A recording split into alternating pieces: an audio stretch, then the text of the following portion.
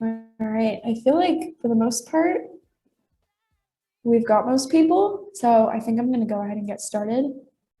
Sounds like a plan. All right, I'm just gonna go over some basic housekeeping first. We're on Zoom, obviously. So if anyone wants to talk, just make sure you're muted when other people are talking. If you wanna say something, you can put it in the chat, feel free. It's there as a resource.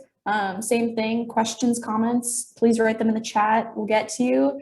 We have the lovely Shoshana and Ben moderating, working on the chat today. Yes, so they are going to be answering your questions, directing you to information you want. www.fridaysforfutureusa.org will have a lot of the answers to some questions you may have. Should be a useful resource. Yeah, in general, please stay respectful in the chat. If you need closed captions, great. You can access them by clicking the bottom button of your screen. So yeah, that's going to be wonderful. These videos, these lectures, workshops will be recorded and maybe later shared. So if you want access to them, please also let us know. All right. We are going to start with basic intros here. I'm Liv Schroeder.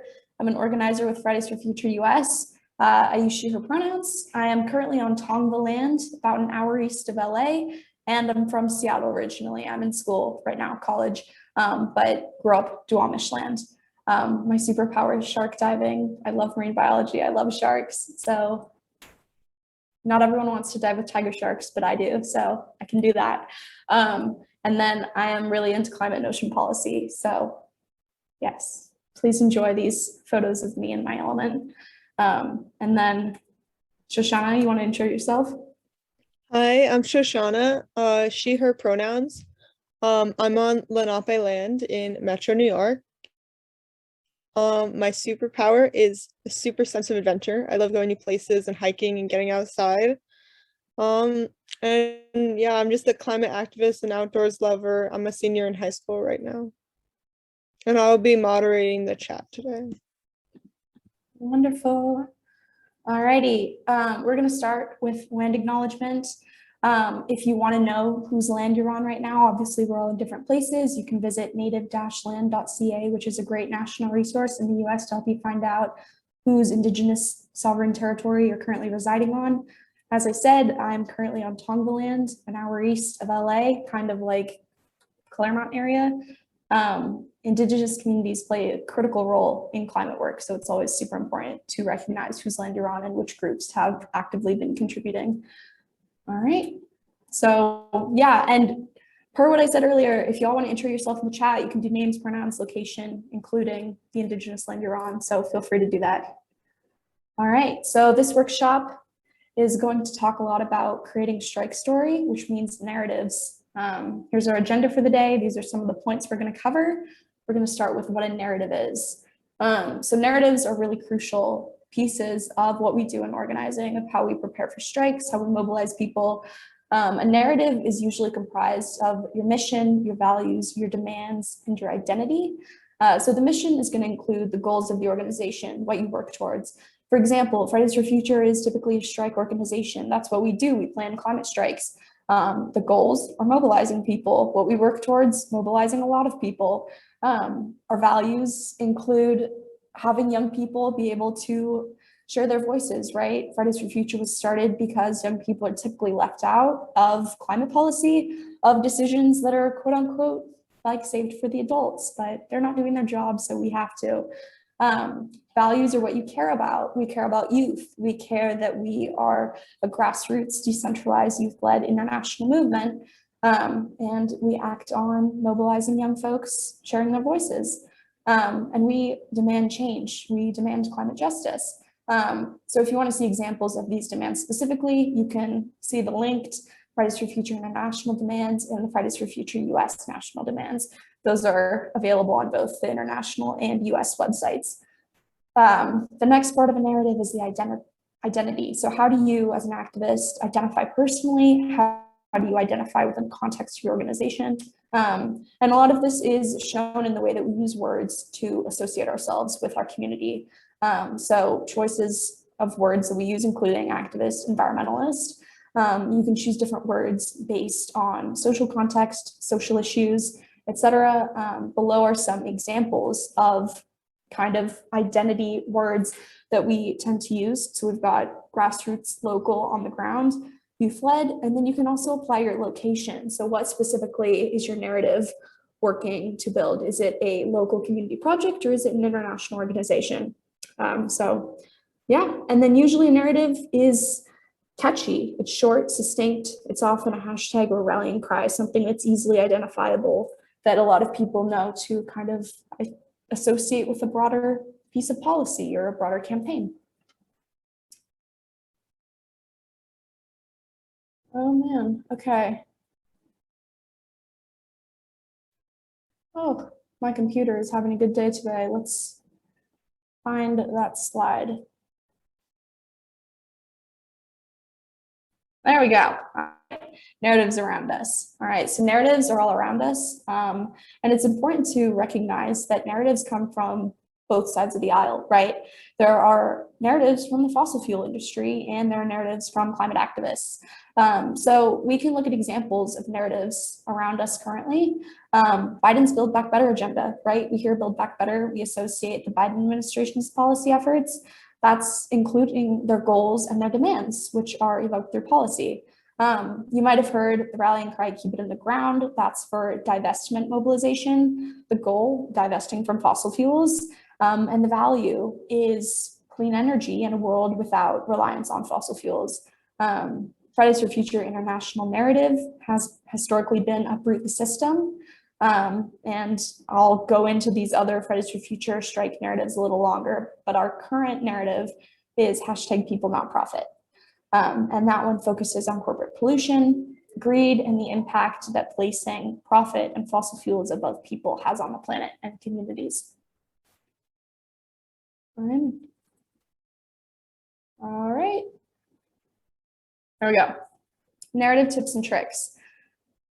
So focusing on large issues is really important, right? You can focus on large/systemic and concrete tangible issues, and you can also go specific. So if you have something that is a more specific piece within broader climate justice, maybe divestment, maybe marine conservation, you can do that. Typically a narrative is also energizing, it's rallying and optimistic while acknowledging the depth of the issue, right? Because if you say something that's super depressing, chances are you're not going to mobilize a lot of people to get on your side and to continue the fight. But at the same time, these are real issues that are affecting real people everywhere. So it's important to recognize how systemic they are, how prevalent they are, all of that. And then the next part of a narrative is that it's a call to action, right? You share a narrative because you want people to join your cause. So we have different levels of action that people can do. So there's individual action, there's collective action, and there's systemic change. And it's really important, especially within the context of climate justice, to consider which level of action you are asking people to partake in, right? Obviously, we want systemic change. Individual action can be helpful, but to a large degree, we have experienced greenwashing from fossil fuel industries telling it's us that it's our fault for not recycling, right? And we know that's not the case at all. So it's really important to kind of identify and know the depth behind what you're asking people to do. And then the next part is your identity and your personal experience. So speaking from personal experience, have you or your community been impacted by climate or corporate greed? Have you been affected by climate anxiety as a young person? This has been really popular recently, right? A lot of young people are associating with this feeling. Have you experienced something that gave you a new perspective on activism or the fight against the climate crisis? And then a large part of it is also location, right? It's really important to acknowledge that places across the United States and obviously places across the entire world face different climate impacts. For example, I have lived on the West Coast my entire life. We have a lot of wildfires and we have really terrible air quality, but we haven't had hurricanes. And there were a lot of states on the East Coast of the United States that experience hurricanes. So keeping in mind that your location directively has an impact on what you experience, vice versa. Here are some local, regional, and national examples of movements and current pipelines and fossil fuel plants that exist, just to give an example. So yeah, going back to my point, narratives are everywhere. The fossil fuel industry has narratives. and does use buzzwords. So maybe the most popular, famous example of this would be BP creating the concept of a carbon footprint, right? To switch pollution from being a topic centered around corporations, right? Because when you talk about the individual's carbon footprint, it places more of the weight on the consumer. And it says, oh, hey, why did you not recycle that? Why don't you drive an electric car? Instead of recognizing that these multinational corporations are polluting millions of tons of CO2 each year. And then we have all heard sustainability. We've all heard green. We've all heard eco-friendly, environmentally conscious. These are stickers that are often slapped also on fossil fuel products, fossil fuel messaging. So it's really important to recognize, like, you have to be able to kind of dissect what you're hearing, because a lot of this is just them trying to make themselves look better. Carbon free, carbon neutral, carbon zero, also very, very popular. So major components of narratives, the main 5 is your mission, your goals, your demands, your identity, and your location. And some of these you may include, some of these you may not. Every narrative, every campaign, every organization is different. So these are just general guidelines. So we are going to do an activity that is going to be creating your own narrative. So we are going to break into small breakout rooms if everyone is interested in doing that. I want you to pretend that you're starting or running a campaign. We're going to brainstorm a narrative in the form of a hashtag or just a short catchphrase based on an environmental issue you care about. I've put some examples below of both topics and kind of very popular buzzwords and phrases that are usually included in eco-narratives. And then we've got some photos of, an ocean environment, trees, rivers, forests, and then a fossil fuel plant, right? So I am thinking we're going to do a short breakout room discussion. You guys can do it individually, you can do it in groups, whatever you want. And then let's check back and we can do presentations in groups or in breakout rooms, whatever the energy is feeling. So Ben, Shoshana, are you guys able to set up the breakout rooms? We can get a few people in each one. On it. Wonderful. This does not have to be anything fancy. It's just an opportunity for you guys to pick a topic you really care about. Try to come up with just a little hashtag about it. It'll be good. You can draw from ones that I already mentioned, ones that you've already heard. Like I said, a lot of those buzzwords are really commonly used. So yeah, all right.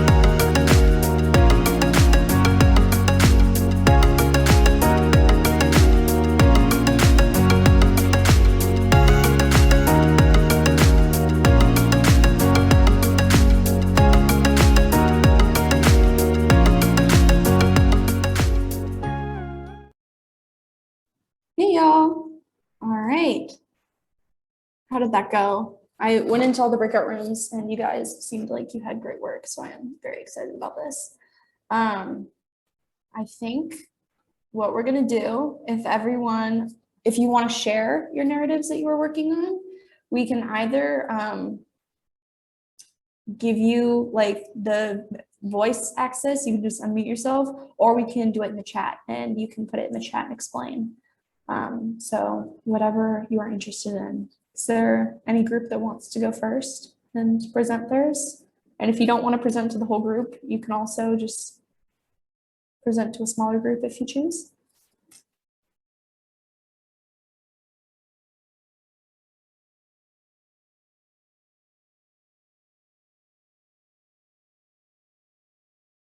Amazing. Marian. Can you guys hear me? Yeah, okay. So we explored the idea of pipelines and, really the impact that the oil industry has on the world. And we came up with a hashtag that really focuses on especially the impact to Indigenous people and pipelines have on local communities. And our hashtag was PeopleNot pipelines. Wonderful. Amazing. That sounds fantastic. I promise we didn't try to copy.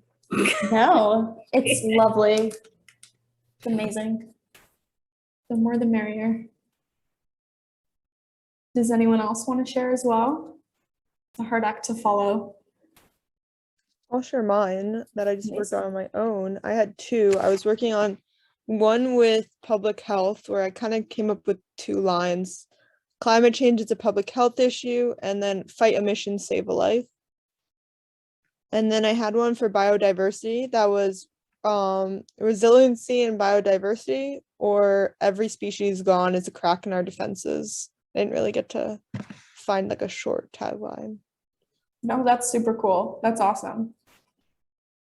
That's great. And I think it's worth mentioning that a lot of groups and events like could have a shorter hashtag, right? But then you can also have more of like a phrase or a sentence or longer ones. So you're not shortened to like 5 words. These are all awesome. Anyone else have one? I'm going through to see who has their hand raised. You can just unmute yourself if you want. I can go over what my group talked about a little bit. We said hashtag fund our future for divestment, hashtag green shift, also divestment related. We came up with the slogan, pollution doesn't discriminate, politicians do, and hashtag we need better air and air pollution kills. Dang, y'all got a lot. Wonderful. Great job. All right. Anyone else? You can add on to what your group said. You can just unmute yourself if you want.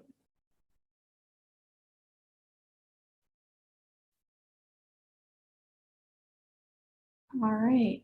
It looks like we got everyone. Those are great, you guys. Amazing. Very well done. So that's just kind of an example, right, of, whatever you're passionate about, coming up with a narrative, and then you can get people together and you can make the movement. So that's awesome. Great work. Very well done. All right. We're going to share a bit more about some current narratives that we've had currently, in the past, etc.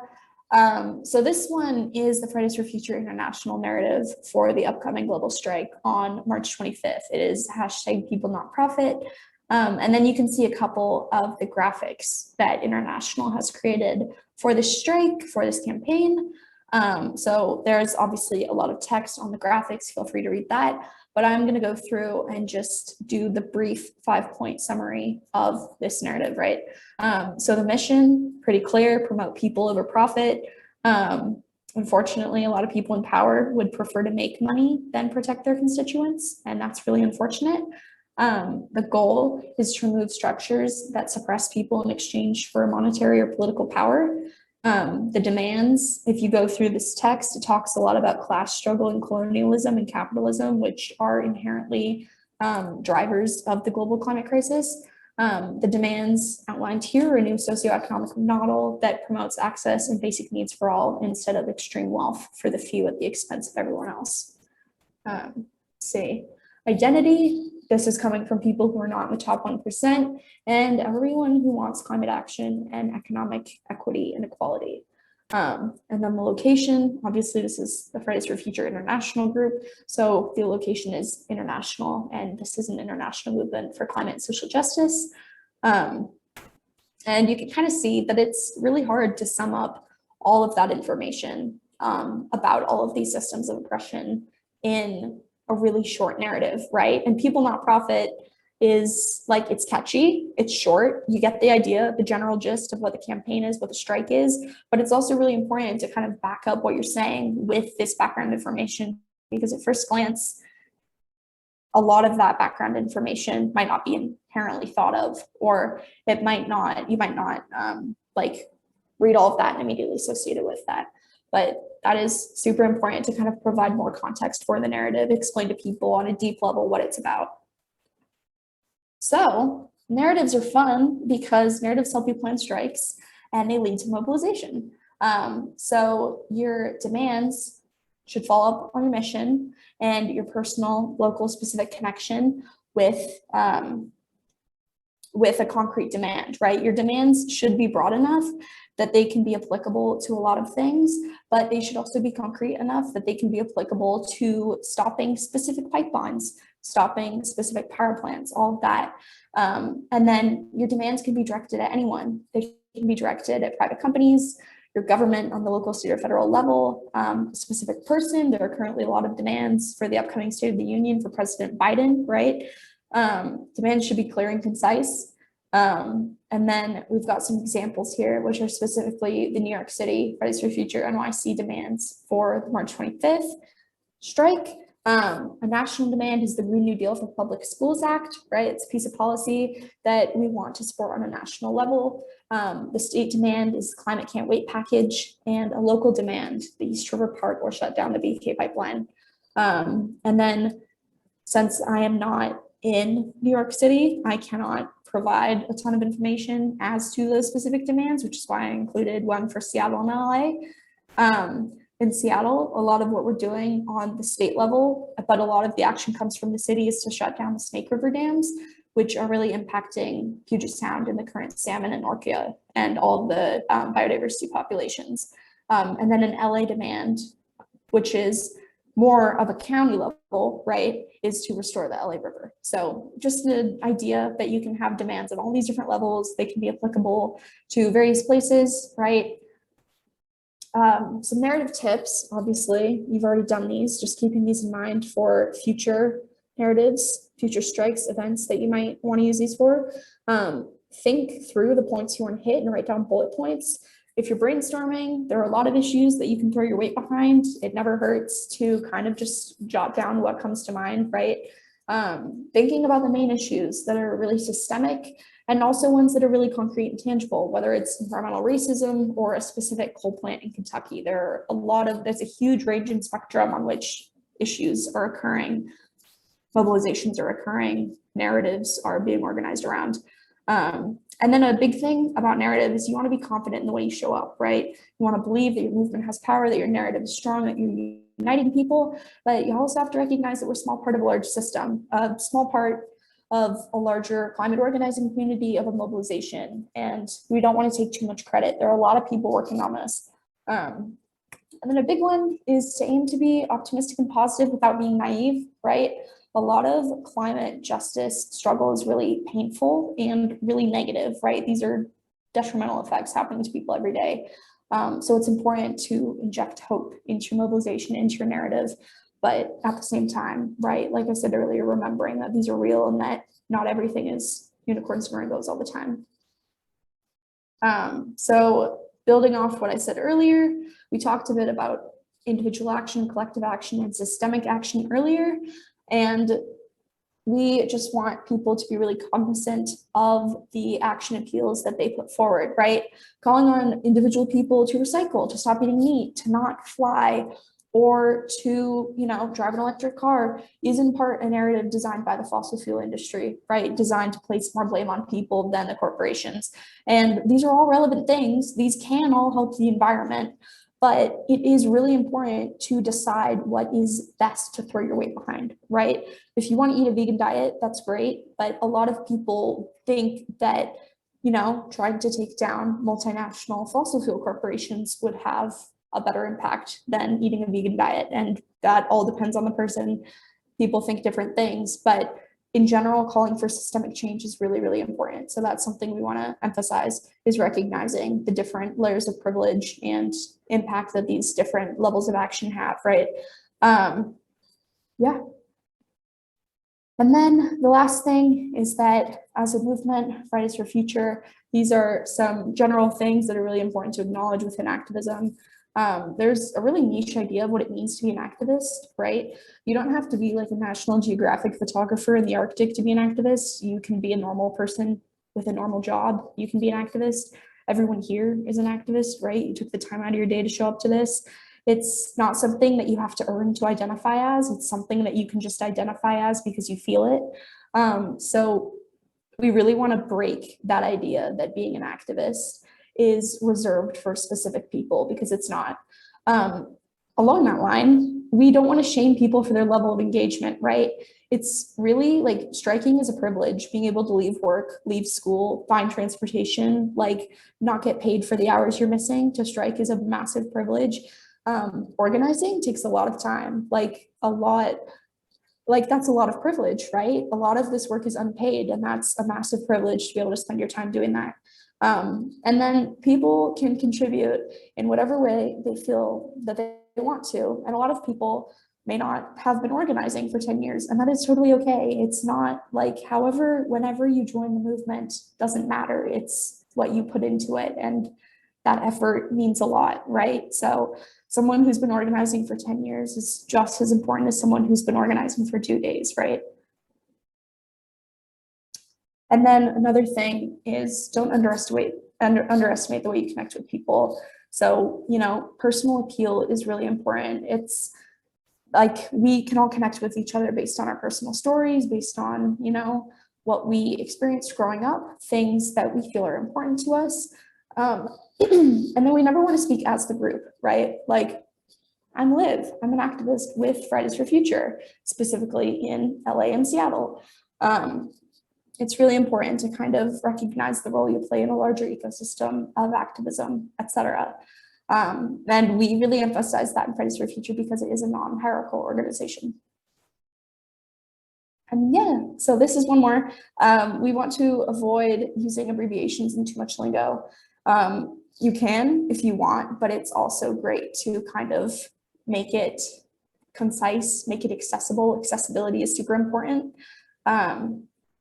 Never assume that something is obvious to someone else, right? Because I might know a ton about like sharks, which is super random, but I also might not know a lot about like New York City politics, right? And those are both somehow connected to climate justice, right? Like that was a terrible example, but you can get a different, like everyone plays their specific role, people contribute in their individual ways and people contribute knowledge in their individual ways. So that's super important to consider. And then arguably the most important part of this presentation is how you maintain momentum after your events, right? Climate strikes usually get a lot of media. They're super cool. People show up to them. They take a really long time to plan. That is not the only thing that happens when organizing, right? That's just what people see. There's a ton of behind the scenes work. And then what you have to do after an event, after strike, is you have to get people to join and organize with you. So how do you pull people into an organization? How do you onboard people to organizations? How do you make people feel like they are capable of organizing, that it's not just like some like circle of activists that's like hard to get in and hard to join these movements. It's for including people, finding new people, encouraging new people to join. And then I linked in the presentation, if you want to look at that, I can leave this up for a second. If you want to look at that, that's a pretty cool toolkit on organizing strategies on how to bring people into movements. So if that interests you, take a look at that. And then these are our contact infos. If you want to contact Fridays for Future US, we've got our Instagram, our email right there. If you want to contact me, there's my Instagram, my email, and same for Shoshana. Yeah. Thank you so much for taking the time out of your day to join this workshop. I hope you learned something. I certainly learned a lot from all of you. This is a workshop series, so if you're interested in attending, participating in the rest of the workshops, links right there. You can access it on the Fridays for Future USA website. If y'all want to fill out the worksheet, we made a worksheet that goes along with all of the different strike workshops. So that would be super cool if you guys want to check that out. Feel free to. But yeah, that's the presentation that I've got for today. Does anyone have any questions or comments, etc.? Oh, where is this worksheet looking at? I'll send it. Oh, 1 second. Yeah, we'll put a link in the chat. Thank you so much.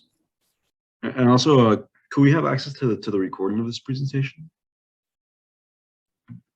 Yes, absolutely. It'll be uploaded to our YouTube within the coming days. Oh, for sure, for sure.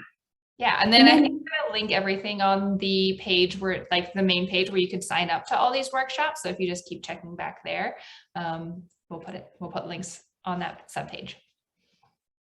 Yes, all the Thank info you. will be either directly or indirectly connected to the website. So the website should be your main go. Right, nobody has any questions. Thank y'all so much. We're gonna go ahead and stop the recording, and I hope to see y'all in the next workshops.